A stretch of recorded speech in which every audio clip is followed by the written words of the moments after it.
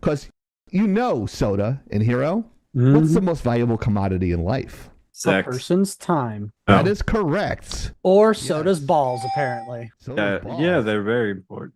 I know it's a fantasy because, like, if I'm playing a video game, GTA, and a hot chick comes up to me, I know that's not real life. Can Pokemon get venereal disease? Let's go to an expert. Where's Badger? She would. Badger, Badger, can you get AIDS from a Pokemon? I was told I play with my mic too much. You play with your black thing too. Yeah. Oh, Jesus. Soda, soda, soda, I made you out of clay. Soda, soda, soda, why do you sound so gay? I mean, I don't understand how this game donkey. failed. Like, I'm a big fan of the Suicide Squad. I know we talked about this when it came out, and you said it was gonna suck. I said it'll be all right, and you win this one. This whole project started as a college project to build a prosthetic that could be 3D printed and functional. And wow, he went. Well, okay. So, explain what good diarrhea is. The type of diarrhea that cleans itself coming out. People around who would be able to do the thing in the world that they're talking about doing. Does it make any sense to anybody? No. Well, then why the heck do you do it? Yeah. Congratulations, you got Elliot Page. Like for the boyfriends He experiences everything that they interact with in the world is going to be completely different. If one clone said to a transgender clone, "Go f yourself," and he went to another clone and f***ed another clone, would he be technically himself? Stand with you.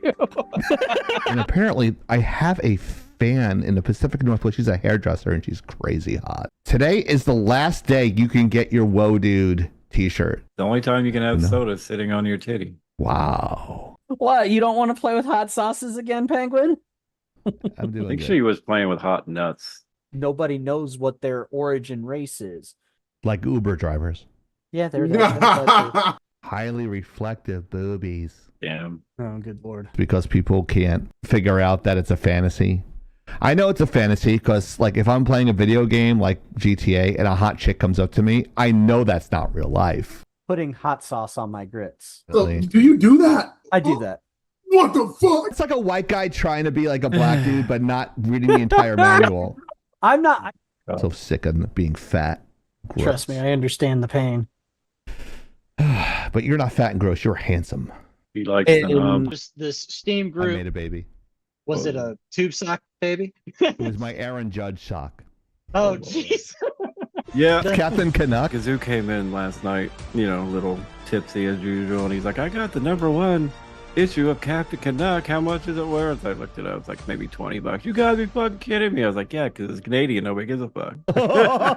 Whoopi Goldberg's profession is what? I mean, Jabba the Hutt's.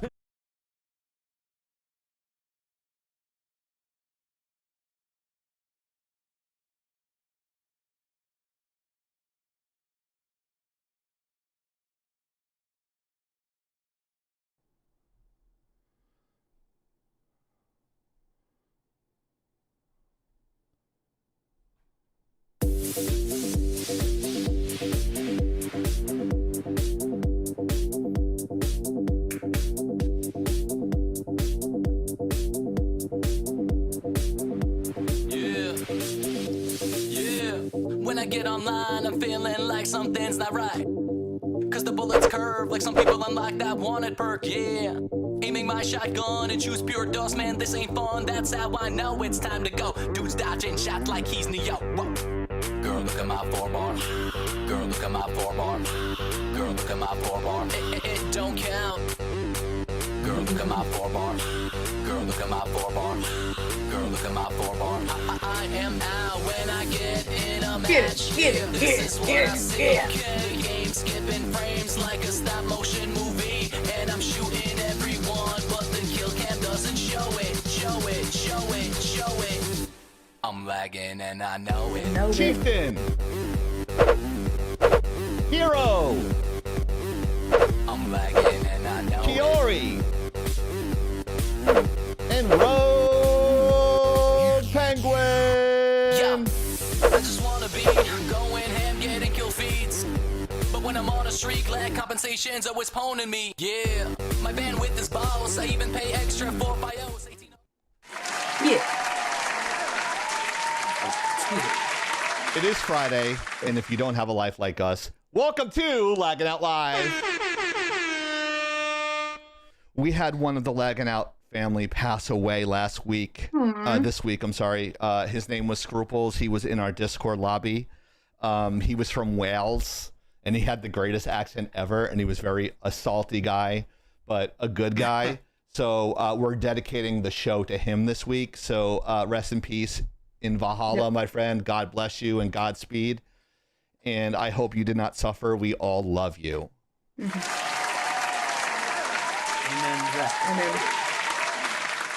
We never want to see you guys any ill intent towards anybody. And we love all you guys that come here every Friday. We're so appreciative of that, and we're honored, and we're very humbled by your presence. The most precious thing in the world is time, and thank you for letting us into your homes or your cell phones. Whatever the ones we're in right now, we appreciate you. Thank you so much.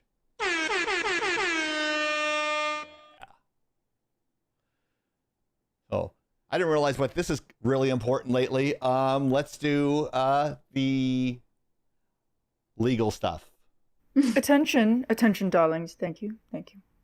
The preceding content is intended for mature audiences. Opinions and views expressed on this live are not necessarily those of Laggin Out Entertainment, Twitch, YouTube, Facebook, or any of its sponsors or advertisers.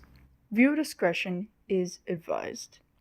Now, if you don't mind, I saw something shiny, and I'm going to make it mine. Thank you so much. Baldur's Gate reference there. We appreciate you. Of course, it's not required to donate, but it is strongly encouraged as of late. But if you can't, make sure you give us a shout out, follow our stream, tell a friend, engage with our posts, root for them. Make sure you're inside and not watching from the outside. So that way we can see you and say hello, because we always want to say hi to our fans. Yes. So we love engaging with chat. We love that. You can make fun of us just fine. We don't have a thin skin, so it's fine. If I get something wrong, that's okay. That's what my therapist says. It's like, it's okay to be wrong, Chieftain. And I'm like, okay. So in my head, I do affirmations, Hero, and I always say, it's okay to be wrong. You don't have to be right all the time. That's what my therapist is always telling me. So that's the frame of mind I have on TikTok lives as well as here. I'm sorry, Rogue, you see a nasty side of me sometimes in there, but I've kind of settled down a lot. But am I right or am I wrong in there most of the time? No, you're majority of the right. Yeah, so I'm not here to make friends. I'm here to make you look stupid. That's what I usually tell. I had somebody randomly in there. They're like, Chieftain, they go, Chieftain, you don't know me, but I know you, and I see you in a lot live, and you're very intelligent. I'm like, boy, do I have you bullshitted? Because I think I'm like average, above average on certain things, but there's a lot of things we all don't know, right? So it's okay to ask questions. It's okay to do that, and because life is good, and life is good when you have fans, friends, and family to support you. And I want to thank everybody who supported me through the years. And thank you. You got it's such a blessing to have such good people in my lives, on camera, off camera. On camera, particularly Rogue Penguin, Kiori, and Hero. So yeah. And off the lives in other social media apps, your support is greatly appreciated as well. Thank you. I wish some of the guys from other social media outlets would come here. I got 4,000 followers over there. You think 1,000 of them would come over, but especially the hot ones. I don't know. Those are probably fake. Yeah. But make sure you check her out on TikTok as well. Make sure you check out Rogue Penguin. She has great content on there. So give a shout out. Tell everyone what your TikTok Rogue _Penguin. Rogue, her shit's so funny. Like, she puts herself in movies. It's hilarious.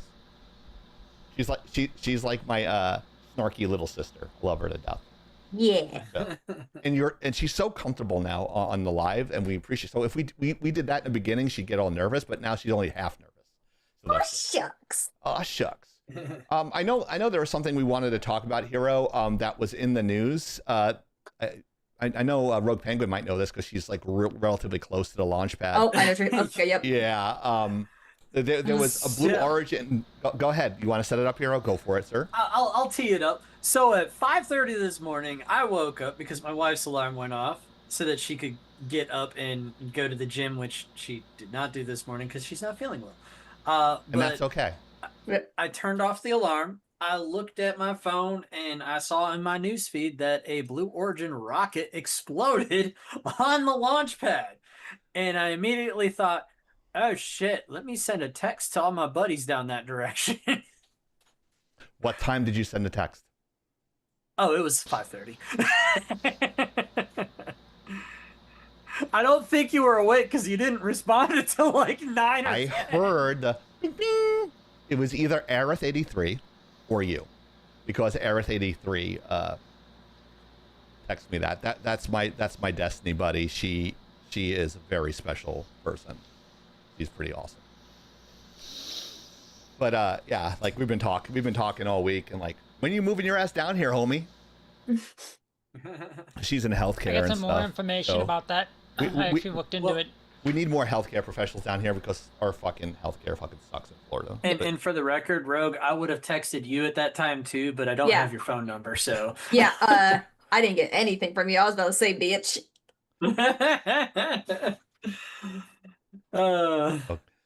Consider yourself lucky. Did you hear it? I heard it, yes. I didn't see it. I heard it, though. Yeah, it was pretty bad. It was Blue Origin, It's which is actually Amazon. quoted as being the second largest man-made explosion, with possibly being the first after all investigation is done. After 9/11. It was equal to about a 2.1 to 3.0 kiloton warhead going off. Wow. Jeez. Damn. No, I definitely heard it. It woke me up. Yeah, so someone was like really far away, and it looked like a fucking sun. It was crazy. Yeah. The space pad is destroyed. Oh, that particular one? That particular one, which hurts Blue Origin horribly, because that is their only launch pad they have down at Florida. Oh, fuck. Which that could ruin this your whole day. becomes a problem for them, because earlier this week, Isaacman gave them the go-ahead to be the first to put a moon lander up into orbit next year for Artemis 3, which now they just lost their pad. Everyone's So talking this about may actually hurt NASA's launch calendar for Artemis 3. Well. I think it's bad for all of our checking on things, et cetera, all of our advancement. But I really don't feel bad because I'm not a fan of Bezos. Yeah. From a guy selling books in his garage to a billionaire. I mean, you don't have to like him, but you can respect the game, you know. I respect the fact that he's trying to advance our space flight and all that stuff, but I'm gonna be honest. My opinion of the man is that the only reason he got into the space game was so that he could try and stick it to Elon, because I think they're like rivals. I think they hate each other. And you know, he even said that, like, Elon even tweeted this morning. It said, all rockets are not easy. This is progress, though. Now we find out what's wrong. Right. Okay. It's not like he could say anything, because look at what happened with Starship 12 when it hit the ocean. It blew up. Yeah. So that's what I always I tell my students. I'm like, oh, I messed up. I go, no, homie, that's part of the process. It's okay to make mistakes. I mean, I was always worrying that I wasn't talented enough or good enough in that sort of thing. And working, it just like with rockets and in life, you know, like we weren't always good at a particular skill. Hero has like a shit ton of certifications. He's like he's like probably the smartest guy in the room, to be honest with you. Way smarter than me. But, you know, I was wondering my own talent for a long time, and then working so hard, being lucky to work at EA Sports and Sony and Disney, I realized I really made it. And I hit all my life goals by 39, which is why I don't submit anymore to a lot of companies anymore, because we're gonna make our own fucking money, right, Hero? Fuck that. So, yeah, it's like I can use my talent. I know I could be an art director. So I know I can. Hey, it's Evil Tiggs. Welcome what's back, up, Tiggs? Tiggs. We love Tiggs. Welcome, Tiggs. Hi, Tiggs. Give us your fucking money. What's up? One more thing in this explosion before we get started. Yeah, go ahead. It was confirmed that all crew and personnel are accounted for and safe. Thank God. That's Okay, the most good. important part. Yeah. And I wish my arms were this fucking big, and I wish. Sure, it's called preemptive disassemble. Saves on packing them rockets away later. He comes back with another zinger. Was Blue Origin running Windows 11? Did they use the latest one? Fucking burn. Because that'll do it. Yeah. Totally. And then commenting on Bezos, nah, he's only advancing his wallet. Reality, though, most advances in rocket science has always been driven by political or corporate interests first. If science benefits, well, that's just a bonus. Then he says hi to us. Hello. Hola. We have news on this shirt. We've actually, since we dropped it, we've sold at least 15. It's the most sold shirt on the site now. Oh, wow. Which is crazy. See, and Gazoo was also commenting that was a hell of an explosion. I'm sorry, Gazoo, I missed you earlier. I got lost in the text scroll. Hi, Gazoo. I think this is the secret. People didn't like my other shirt because it didn't look like me. If I don't put my name or my likeness and say it's not me on the back of the shirt, that's fine. That's how it gets sold. I'm kind of humbled. So thank you very much for purchasing my design. I appreciate that, and I appreciate Hero for putting it on the site. We took some things off the site, and we're in discussions whether we're going to bring it back or not. So stay tuned next week. The final decision will be made. Actually, in 2 weeks. We're taking the week off next week. Taking a mental health day because that's so important. Yes. And if you need to talk to somebody, guys, please go to therapy. Don't ignore the signs. 988. 988. Yeah, it's so important to get that hate out of your heart. That depression, those suicidal thoughts, or if you just need to talk to somebody. Uh-oh. What happened? Evil Tig says, oh, so you're not Brad Pitt? Bitter disappointment. But that lady, the lady I was intimate with on Sunday, she said, it was crazy. I've heard a lot of these compliments before, but not all at the same time. She said, I love your voice. She said, I love that you're 6 feet tall. I love that you're intelligent. I don't know if that's true, but, and she's like, you're very fit. And I'm like, wow. Yeah. I'm like, I got to see how much I actually weigh. So it's it's good to have, it's good to hear that once in a while. Sometimes we all need that, right? If it's from family members or somebody, it's really cool. And that was really flattering. And I hear it once in a while. I'm not fishing for compliments. I mean, we all can't be as good looking as Hero, but as he picks his beard. I did some trimming earlier, and I'm still getting some of the. We don't want to hear about your balls. Some of the trimmings out.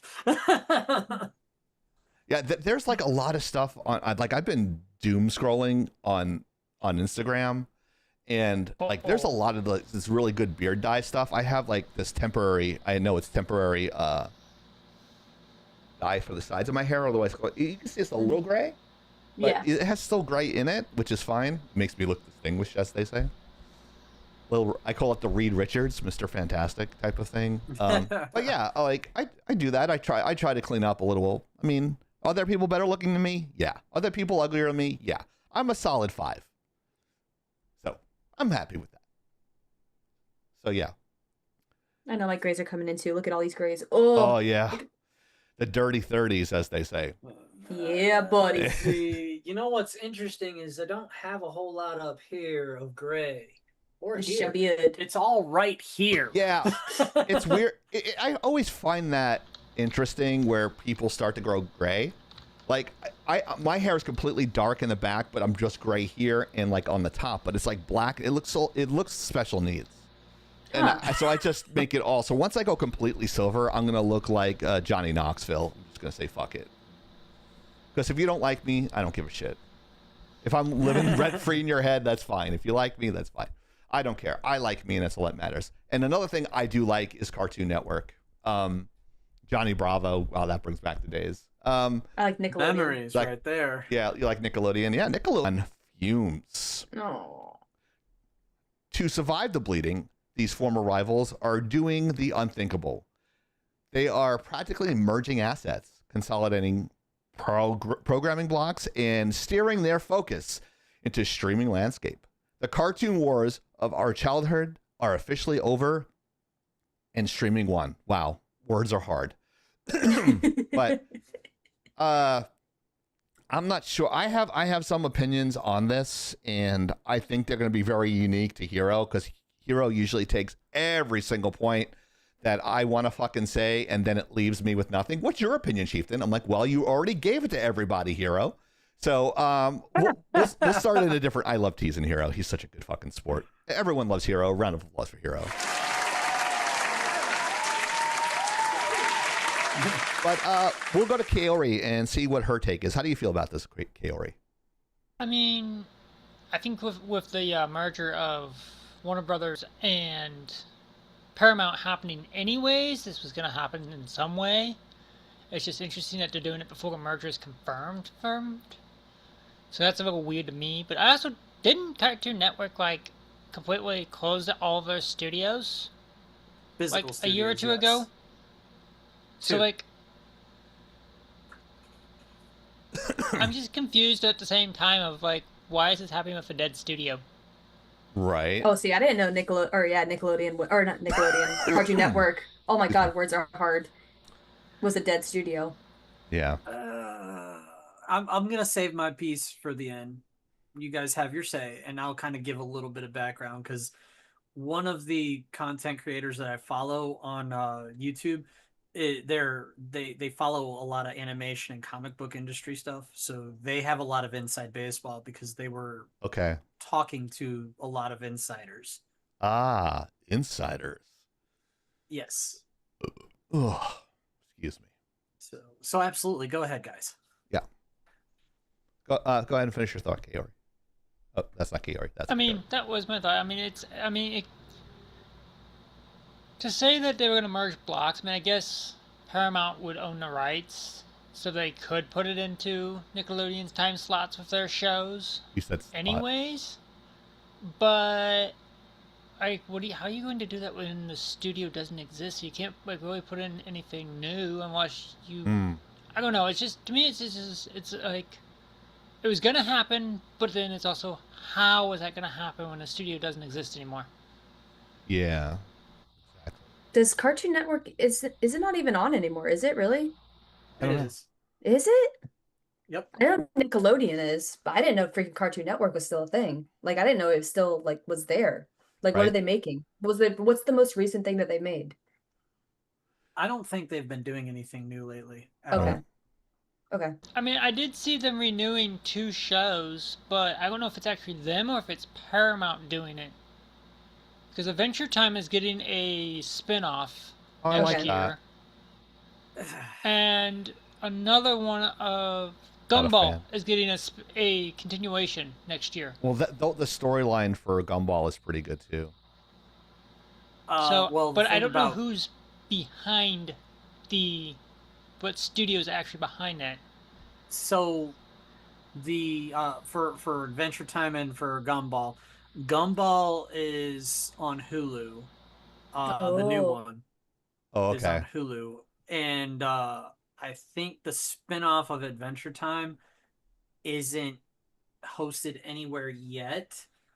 But I know a lot of the new stuff coming out of Cartoon Network studios, because they don't have any physical studios anymore, right? Is being pushed over to like places like Tubi and other streaming platforms. Gotcha. Yeah. Okay. Cool. So when y'all have said I'm your done. piece, All right, you're done? I'll All give right. more context. All right, go ahead, Hero. I'll switch over to you really quick once I finish this. Sure. So the weirdness with Cartoon Network is, one, they've shut down all the physical studios. Okay. Burbank gone. Another little tchotchke for us, a little extra credit research. Apparently, the original Cartoon Network character statues have been found.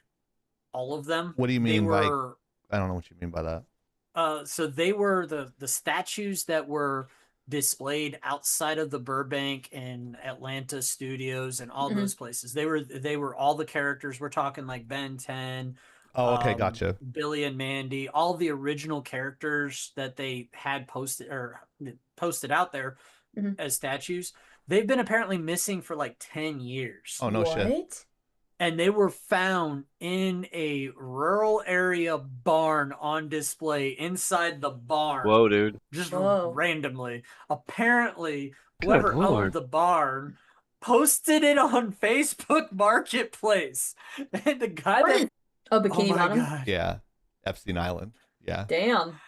That's terrible. Here's another interesting fact. The name Chieftain is labeled 30 times in the Epstein files. Really? Yeah, we were just having fun, like putting random names in there, and the name. I started laughing. I got to know this. I got to know this context. I gotta look. There's like 1.5 million pages, so it's like I'm not gonna go looking for it because I don't care, but it's funny. Yeah. But yeah, go ahead. Go ahead. Finish your thought, Hero. Anyways, so this is a long thought, to be fair, but that's what she said. So, well, think long and hard before you accept, right? Consent matters. Rewinding my brain a little bit. Okay. Yeah, you got a little frustrated, didn't you? After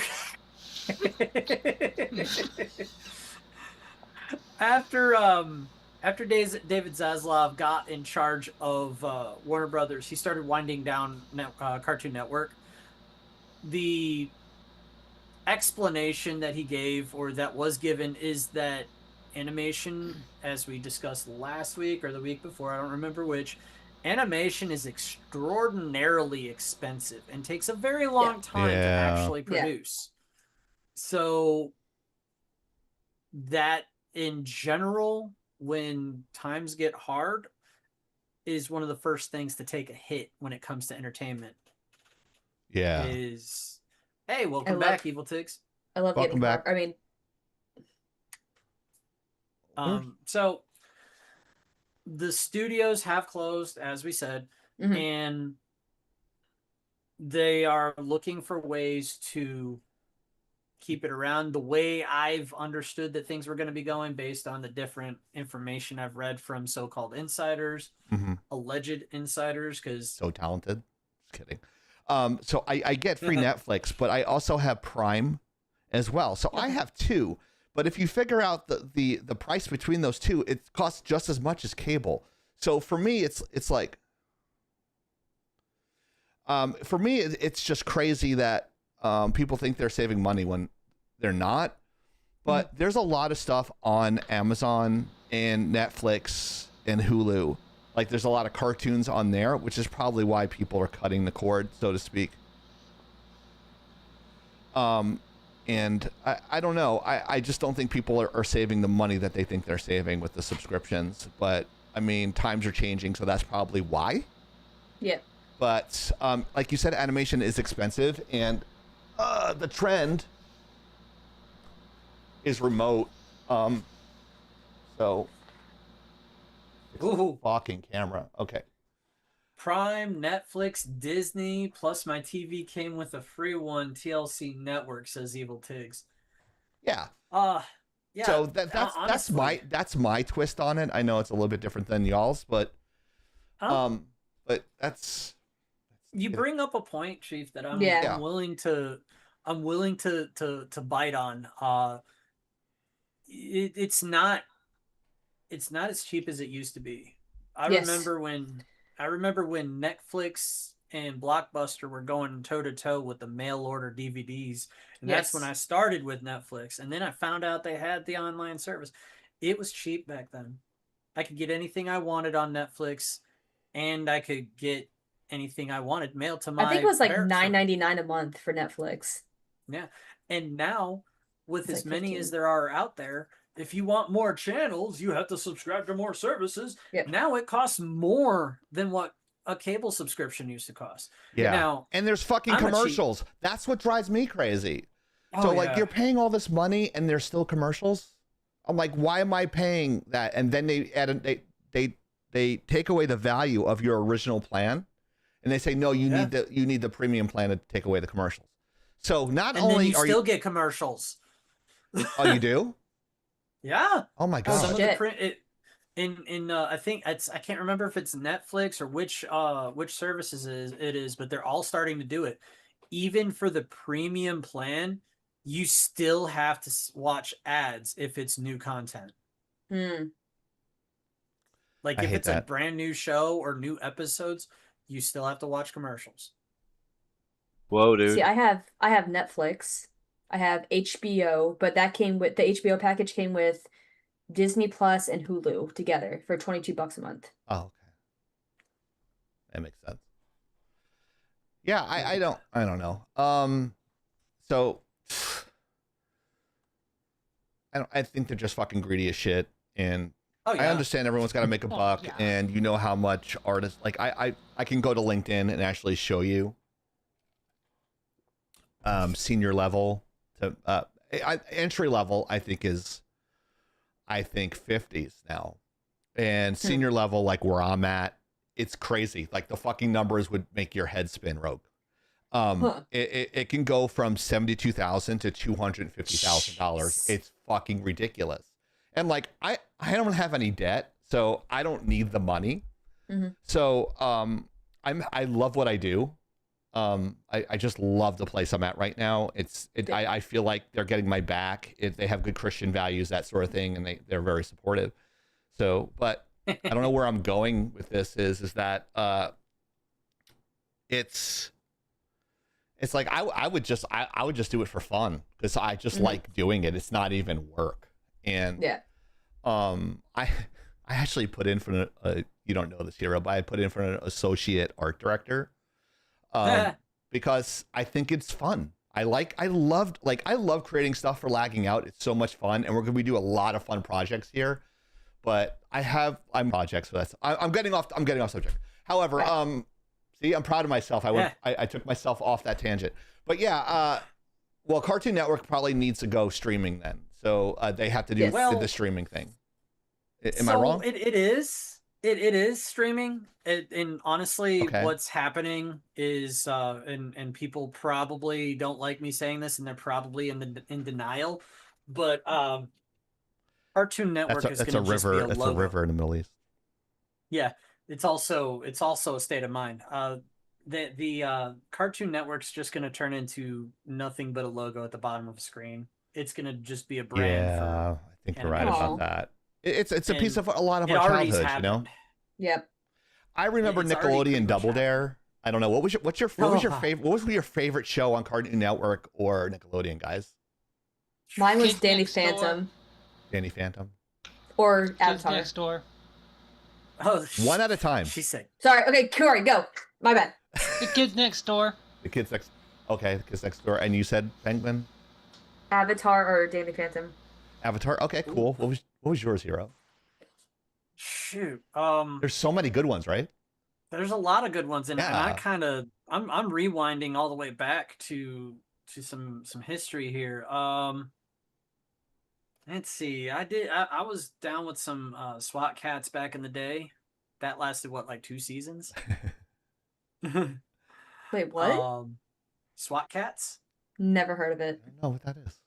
Yeah, probably before your time, honestly. Tiggs went for the good old school. I was gonna say Johnny Bravo, but I felt like that would be too common. What was this Samurai Jack? Samurai Jack was also Cartoon Network, yeah. I liked Double Dare. What was the one with the temple, the Graduated shaking bridge temple? The what? The one with the Aztec temple where they were the competition was Hidden Temple. Oh, I think I know what you're get across talking the about. bridge and the bridge would shake. I think I know what you're talking about vaguely, but I never watched it. So. My other favorite was The Adventures of Jackie Chan. Jackie Chan, Yes, Jackie Chan, it's the Jackie Chan. I remember the fucking theme song was great. that was on Nickelodeon? No, that was Cartoon Network. Why did I think that was on Network? No, Okay. that was on whatever CW was called. It was CW Kids. Oh, okay. Or I always saw it on Cartoon Network. I remember That was- Mr. T. What was Yu-Gi-Oh? Oh, that's a good question. Anime imported. More thing. I'm that looking. was Jimmy Fairy Odd Neutron. Parents was good too. Oh, cool. The movie Jimmy Nickelodeon, Neutron. that was good. One person at a time. Oh, sorry. Go ahead, Kiori. I was saying those were both on Nickelodeon. They were both very good. I like those ones too. Yeah, I liked. I wasn't a fan of Jimmy Neutron, but the lead, my lead in the History Channel project I worked on, he actually is a self-taught lighting artist, and he worked on the Jimmy Neutron movie. And then I worked with him on a project, and like we would compete to see who can get the most shots done in a day. And like I got like up to 19, 20 shots done a day. Like me and him will go. We made it a competition because we had to do it because the quality was shit anyway, and we didn't fucking care. So we were so good at lighting stuff so quickly that it was just like click, click, click, and like we're going back and forth. Like, where you at? It's like, where you at, bitch? And I'm like, oh, I'm at 14. Where you at? He's like, yeah, he's a very nice man. He's a Christian Scientist. I didn't know they made those anymore. But that means he goes home before sundown, kind of like what the Jewish faith does. And he invited me over to his house, and we were playing Nintendo Wii, like tennis and stuff. Like we got along really well. He was younger than me, but he's such a good artist, and I learned so much from him. It was such a great learning experience because it was a program I didn't know. I had to learn it. No, I had to learn it in 2 weeks, and they're like, "Oh yeah, we'll hire him." I'm like, "Oh, cool." I try to work very hard on that stuff. And Jimmy Neutron. I'm sorry, got a tangent. Let's move on to another thing. Yeah, we're going on long. Yeah, on yeah. This So one. I that's why I'm switching to this. All right. I could do this read if you want. Yeah, if you want. Go for it. All right. Okay. The gaming world was shocked when Bungie announced that Destiny 2's final live service update will launch on June 9th, 2026, signaling the studio's team's intent to transition entirely from Destiny content and focus on Marathon.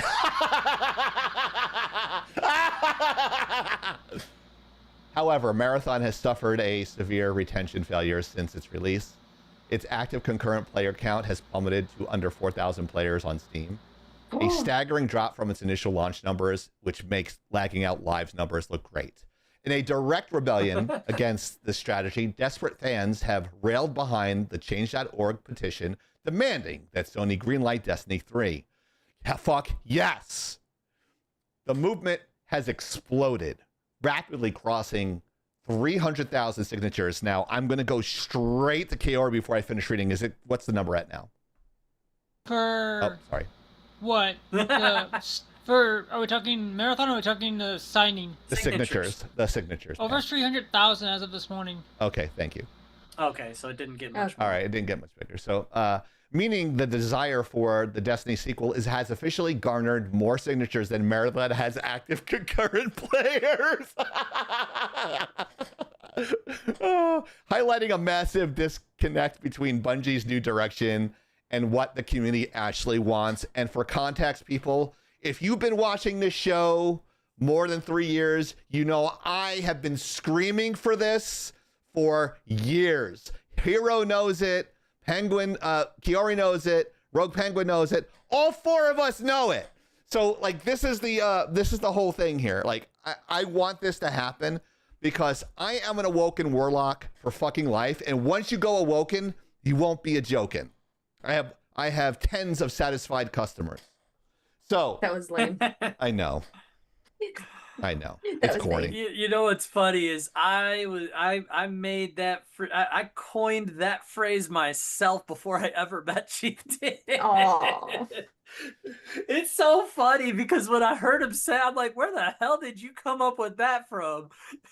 He's like, I made it up myself. I'm like, oh, so Well, I guess it's not very, very original when two separate people actually came up with it without knowing each other.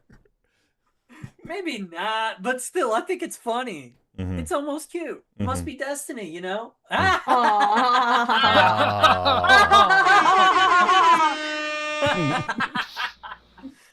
Oh, you want to talk about lame jokes? I've got dad jokes for days. I'm a dad. Dad jokes brought to you by Hero, a new segment on Laggin Out Live. Dad jokes. Dad jokes. I don't think that'll go anywhere. I'm not adding that. She's like, Kiori's like, fuck that. I ain't adding that shit. Fuck you guys. And a big shout out to Kiori and Hero for doing the slides every week. Thank you so much. You got a full still of this slide because I want to highlight this. Yeah, why is the awoken? Why am I the awoken person and my head is fucking huge? It's Kiori better looks now the than what fucking it was coolest. originally. Kiori, of course, looks the coolest because she always Yep. looks the coolest. So it's just like she's smiling. Fuck you. No, it's because if I was to play this, like he didn't even ask, he just did. And, like, it's funny because when I played a Destiny 1, I never got 2, unfortunately. But when I played 1, I only played as a hunter. Yeah. Oh, really? We were talking That's about funny. this slide before. He's like, check out slide 8, Chieftain. And I'm like, oh, you're a Titan and I'm a Warlock. They're like, yeah, we couldn't have 2 Warlocks. I'm like, why not? We both like the Warlock character. Who gives a shit? No one's gonna give a fuck. I love this game. I had so much fun playing it. I was seriously addicted to it. Same here. My friend Aerith83, we played Call of Duty together, and I played with her on here. And I actually did like kind of a couples thing with her, and I put her avatar next to my avatar in Photoshop and send like it's like, here's a portrait of us online. And she's like, oh, that's so sweet. So it was really cool. So because we like playing together all the time, and she's a like really good player. I think she's playing Subnautica right now. But, Okay. Yeah, she Doesn't surprise me. yeah. Well, you know of her, so she's a hardcore gamer. Yeah. But yeah, what do you guys think about this? Let's go to who wants to go? Who wants to go? Oh, thanks, Oops, Hero. who just did? Thanks, Hero. Oh, really quick, guys. We're doing the shot. Shot. It's the biddy alert. Dancing soda. So what we're doing is I can't find my beer hall anywhere. I don't know where I put it because I'm not a big drinker. So I think my first drink was on Sunday. I think that made it easier. But I had 2 Yinglings at the Tiki Bar, the Tiki Club, whatever the fuck it's called. But yeah, it was really cool. It's outside. It's right near the river. But anyways, down by the river. So so I think I don't want to volunteer Penguin to do it because I'm not sure. Like she doesn't know, so it's not fair to ask her. But I cleared it with Hero. So if you donate, what is it? What's the runner say? 100 or 500? I think I thought it was 5. Yeah, if you donate 500 tokens, Hero will do a shot. He'll only do 4 because I don't want him to fall asleep. When I do shots, the production gets kind of like, I don't know what button I'm gonna hit. But I'll try to find it next week for you guys. But I was concerned that my antidepressant medication might mix with it. I think it was okay because I'm good. It's bupropion. I don't know. Anyways, I take 150 milligrams a day. Whatever. I'm very public about my stuff, and except for my private, like my super private life, I don't say anything. But yeah, what do you guys think about Destiny 3? What do you think? Do you think they're going to get enough fanfare that they're actually going to make it? Let's go I don't to think Bungie's gonna listen. yeah. So they're going to be fucking stubborn about it. So you don't think Bungie's going to listen? No, I think no, Bungie will. I think Bungie will because I think they're going to cash cow it. They want the money. I And think it's Destiny 1 and Sony 2. who's not going to. Destiny 1 and 2 made a lot of money for them. Yeah. Bungie, they went over to Marathon, and well, that's the complicated thing because Sony's in charge now. Sony has final say. I don't think I'm gonna be honest. I don't think anybody's still left at Bungie that was there when the games that we loved were in the top scene. I don't think anybody's still there from that era, and the people that are probably the sycophants of Sony. I can light that palette all fucking day. I worked on a Halo show. It's the same fucking palette. I'll work on it. I'll work on it for 75,000. 6% match 401k and pay for more plastic surgery, because why the fuck not? My insides are fixed. My mental health is great. Just a little bit of nip tuck. I don't need collagen in the lip. My huge lower lip. No Botox? Nah. No Botox. Not that superficial. My mental health is great. It's gonna be great. I'm gonna do good. I feel good. I'm a solid 7.75 out of 10. I feel happy. I'm good. Good. God is good. God doesn't put stuff in front of you that you can't handle, and I'm feeling fucking awesome today. So good. Go ahead, Hero. Evil Tig says, I've never played Destiny. Was I missing anything? Oh wow. I would say yes. Yes. You are definitely missing you are definitely missing the new age Halo. Yeah, definitely. Yeah. I mean, I like that game so much. I wanted to date the Awoken Queen. Oh, she's so fucking hot. Once you go woken, you won't be a joker. Definitely in a long line, I can tell you that. I wanted to date Cade. Yeah, Cade 6, yeah. Yeah. So he's got interchangeable parts, so I think you'd be yeah, okay. buddy.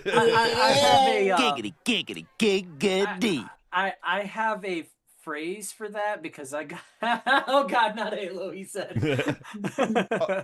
If you want to laugh and have a good fucking time, have Hero and myself play Halo when we haven't played it in years.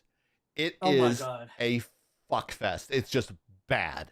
Where are you? I don't know. Where the fuck are you? People are laughing in the chat. They go, you guys suck. I go, we know. It's comedic streaming. We don't know what the fuck we're doing. We're not as talented as Rogue Penguin on those lives. But we're not as talented as we used to be. Or as fucking lucky. But yeah, she's very entertaining. Let me tell you. Yeah. I'm surprised Rogue Penguin is not partnered. Friggin' special needs. So I got a phrase for that I labeled one of my Polish friends. Their entirely imaginary country. I'm kidding, by the way. That's a running joke for some of my friends. Poland's got a lot of historical stuff there. It's very interesting. Yeah, I have a Polish friend that she is so obsessed with the robot giant mech genre of anything to do with robots, that the joke is that she wants to marry a robot. Oh wow. And I promptly called her a mechrophile. that's a new term. And Tig says, he's just kidding. Just finished the Master Chief collection recently. Oh, cool. And went on to say, I quote, I loved Reach. Reach is wow. Good. Reach is, I think, I like Reach. That's the abortion of Halo. I'm sorry. I'm sorry. No Master Chief. You're just mad because it was the last one done by 343. No, I'm not mad because of that. I'm mad because if it doesn't have Master Chief, it's not Halo. Oh. It does in the credits. That doesn't count. He's not a playable character. You want to fight? Oh, you want to fight me on this game? I can understand his perspective. Yeah. I understand why people would like it, though. I understand why people like it. I'm a traditionalist. Definitely a lot of things, a lot of franchises where they tried to proceed without their original main character, and I was just like, nope, click next. Yeah. Mm-hmm. He was like Ariana Grande. Okay, next. I'm just gonna how say. dare you? How dare you? I thrice a day dare you, sir. Grabs his white glove. Hold on. You can't do that. You're not British. You're Australian. Didn't they try to say that they were pretend Brits? Honestly, I worked on that. Kidding. I worked on Red versus Blue so long. I don't want to see another Spartan for as long as I live. Because I not only I was the head lighter for that, the lighting lead, I was also the lighting artist for each individual. So the set lighter puts the lights in there, and then for the I'm gonna apologize, Tiggs. Oh, he was born British. I'm gonna apologize. That was an unintentional slight. Wrong, Oh, dumbass. he goes import. I forgot what I was gonna say now. You were talking about how you were lighting for every single individual shot of red versus blue. And what I did was I kind of streamlined their this is how Laggin' Out came out. I was working at Rooster Teeth and said I can do it better. Mm-hmm. That's why I started Lagging Out. Okay. I don't think you guys knew that.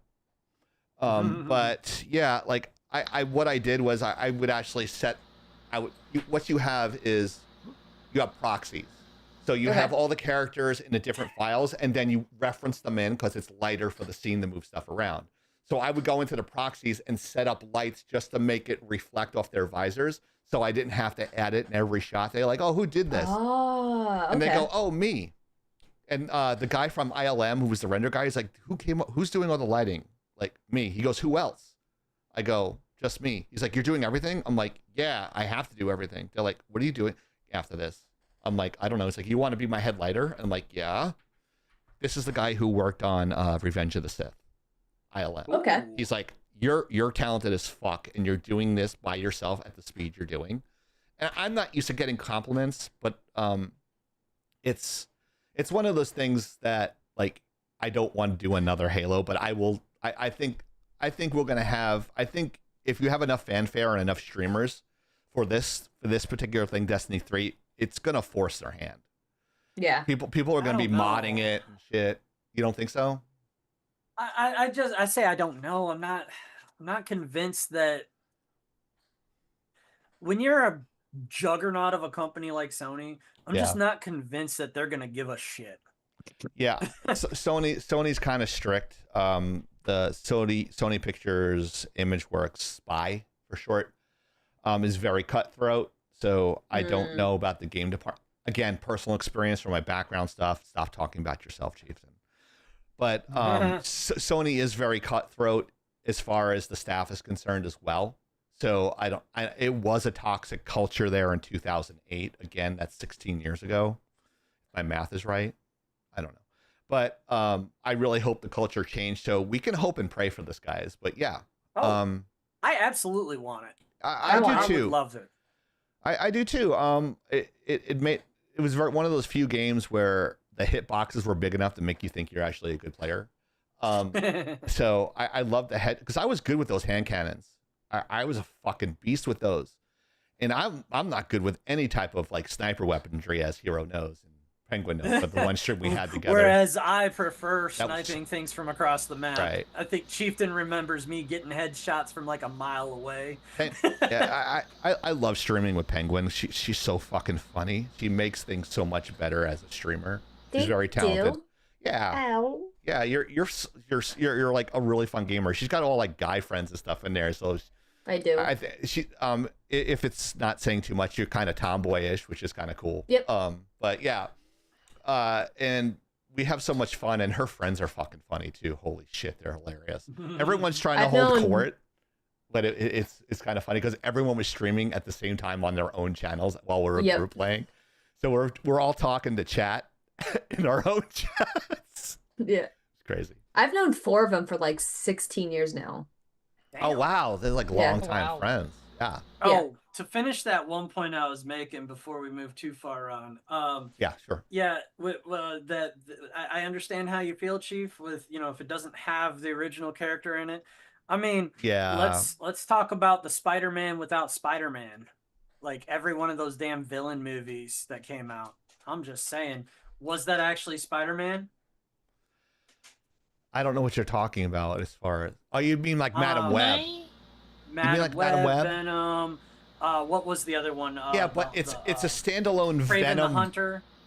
That's different, and I'll tell you why. So am I not allowed to talk about the other Go ahead, one? Kiara. Oh, sorry, Kiara. Go ahead. But I was gonna say on it is I believe Bungie will try to make the changes happen. It's gonna be Sony who's gonna be saying no, because my fear or not fear, but my belief is that Sony does not want a second failed game in 1 year. That's a great point. Because they had that other one that lasted a whole whopping 4 days. What was it? Concord. Concord, yeah. Anthem. Concord. Was it Anthem? That EA? No, Concord. Anthem lasted for years. It was Concord. I got that for free from my motherboard. I never even fucking put it. Sony. But I mean, if it's a giant money pit, I mean, and they're just putting good money after bad money, just to say it's successful, is it really a successful game, guys? I mean that's what it sounds like to me. Yeah, that's what it sounds like, and especially when Disney, Disney. I meant Sony is, according to what I've seen from Sony, they're stating that the next update, which is adding PvE, will bring in more players to Marathon. See, that's kind of like shutting the door after the horses get out. It seems like to me, it's like they should have just researched it instead of just putting all the money into marketing. But as you guys know, that's what I tell my students all the time. What's the most important thing about a game? Telling are side by side, neck and neck in importance. Yeah, if you have pristine gameplay but shit storytelling, who's gonna give a fuck to play the game past the first hour? But if you have good storytelling and shit gameplay, who's gonna give a fuck past the first hour if they can't stand the controls or the gameplay? I felt the same. I felt like that, and don't get mad at me with Assassin's Creed. It's just there's like so many different buttons in there. It's just like, oh, I don't want to fucking learn this, and I just stopped because I was good at strategy, and that's why I was like the head of like a huge section of the clan. Not the hooded clan, but the clan like a group of people. I know I'm in the South, but I just found out Catholic the clan doesn't the KKK doesn't like Catholics, so I wouldn't be able to be in it if I wanted to be. So I don't need you fucking racist anyway. But go ahead. You were wanting to address Tiggs in the chat, and I'm going to move to the trivia as you're doing that. Says Craven was a miss, Madam Web was a what the fuck, and Mobius was hilariously bad. Mobius even was entertaining for the wrong reasons. Yeah, I think that's tank controls more like throw the controller at the TV controller. That's funny. Like we did that as kids. My brother threw the Nintendo controller at the screen, and it had tempered glass in the front. Like we were playing Mario Brothers, and like I was always like the oldest ones, so I always played Mario. I say Mario in my real life, but Mario. And he gets so mad when we were playing games, he would just like throw it. So I got to the point where I saved my money to just have an NES in my bedroom and just let him get mad by himself. So, but yeah, I digress. Like I would still yell at people there. You think I'm bad? You think I was bad on TikTok? I was fucking psychotic on Call of Duty. Like Call of Duty 4, I was a fucking asshole. You know how you had approval ratings for your gameplay? Yes. I was at 14%. Oh, shnikes. Yeah, like I didn't. It's like that was back in the way like day where like every 12-year-old said they fucked your mom. Yep. And you can say whatever the fuck you want, but man, I was so mad. I was such an angry motherfucker back then. I am like 25% of that today. You really have to get me mad to see my mean side. And there's only been like a handful of people who've actually seen it, and I feel sorry for them. So, I mean, Hero's like, yeah, I've seen your angry side. You get fucking pissed. Like, I've seen you play COD, bro. I've seen you play COD, bro. I've seen that, Savage. I have seen that, and I've also been on the line with you a number of times when I was like, ah, shit, his computer's about to fly out his window. That's one thing I think. Like I was in there with you and Soda and Maya, and Soda's making fun of me, and I'm like, shut the fuck up. He's like, oh, I've never seen you that mad. Oh shit. It's like I'm sweating. I'm fucking getting mad. It's just not working. I'm kicking shit, and like I hate it when I know I did something right and it doesn't work, and then I realize I did it wrong and I feel dumber. So it's just like, oh, I'm so dumb. All right, I'll take an L on there. It's fine. But anyway, last week you found out my favorite character was Jazz, but apparently I'm special needs and thought Jazz was the police car. So I liked the police car. Apparently that wasn't Jazz. That's my fault. For about 40 years, I thought that was the police car, and it wasn't. But I did like Jazz in the movie. And of course, you know how I feel about that. Michael Bay's a racist. But allegedly. Yeah. I don't know. All right. So this week, Kiori, would you like to read it, or do you want someone else to read this for you? Go ahead and have somebody else. I'm trying to see. I'm not seeing Rumble, so give me a second. Okay. Uh-oh. What is Kaori's favorite Transformer? Capital T. Starscream, Ratchet, Jazz, or RC? C and D are wrong. Answer at the end of the show. If you want to drop your letters in chat, no matter where you are, I can't see you on Kick. Thank God for small miracles. I can't see anyone on Kick. Uh-oh. Usually, Hero handles the chat on there, so I never see I never see anything on there. I mean, there's so much that I can do, monitoring chat and shot switching and organizing stuff. So I appreciate that. Kaori, what were you saying? Yeah, sorry, Kaori, go ahead. C and D are incorrect. It should have been Ironhide and Prime. Apparently, I forgot to switch it on this slide. That's a fail on me. Don't worry about it. That's why they have erasers on pencils. If you knew how many times I fucked up in a live, you'd be like, wow, I'm way smarter than Chieftain. Now it's confirmed. Don't worry. That's why we put erasers on pencils. I want to let Kiori know I am the last person that should critique anyone's grammar. I have like the grammar of a fucking middle-aged, like a fucking toddler. It's horrible. So I realize when I'm mad, my spelling goes out the window. Really? Yeah. Yep. And so does his English. I don't English well. He turns into Mario. Right? Oh, fuck you. Yeah, it's really bad. I do turn into Mario. It's weird. Yeah, when I'm mad and I'm typing on socials and stuff like that, and I'm like doing the work for lagging out, and I'm like mad. I go back and read it. I'm like, and I'm trying to rush. That's how I know I'm having an anxiety attack, because everything in my brain is jumbling in my face, and I can't get it all out, and my brain overloads and I start panicking. So it's horrible. Chief, what I just sent in the production chat is a live view. Okay, I'm back. I think I worked out my lagging issue. And that is Rumble, correct? Yes, that screenshot is Rumble. That's a live view of Rumble. Uh-oh. How do we fix that? Yeah, that's on her side. I think. Well, honestly, I think it's this. Rumble itself is weird with our streams. Like it does when we're streaming, it does weird stuff, and then when I go and check later, the whole video's fine. Oh, okay. Evil Tigs. Okay, I am back. I think I worked out my lagging issues. I was running Linux subset for VM. Oh. Okay, to come to the US for. Sorry. For MomoCon, he finally stopped by a Waffle House to see the meme for himself. He posted photos holding up a chair, a clear nod to the famous Waffle House Wendy, who parried a chair during a brawl. She was one of the servers at the Waffle House, and somebody threw a chair, and she caught it with her hand, one-handed, thus spinning up the famous meme of her fighting Vegeta or something and winning.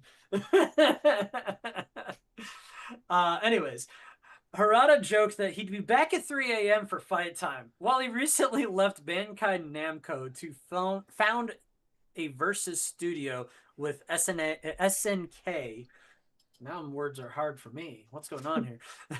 Fans are holding out hope that a Waffle House-inspired stage will make it into his next project. I mean, this kind of tells the whole story itself.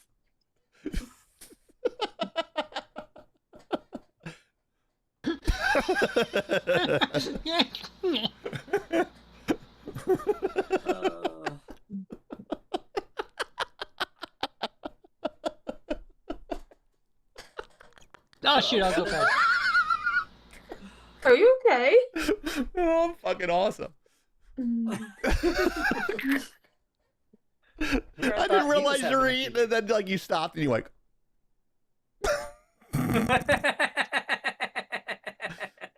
I'll leave it off of her when she's done chewing and when she swallows.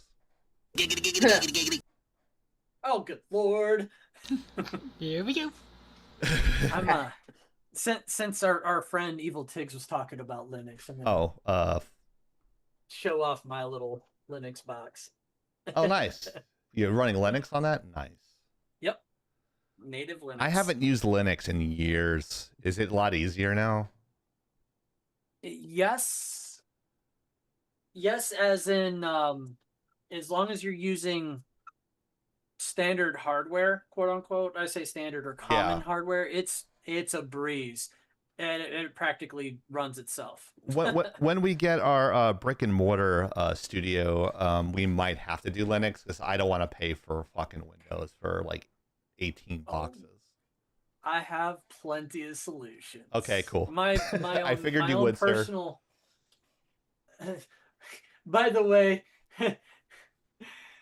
he said, Evil Tick says, messing with a local LLM, want to build an army. It takes a lot of time. Yeah. It takes a lot of time to custom build your own kernel and stuff. Yeah, which is what I did with this. I mean, that seven-figure contract that we have is a good start, but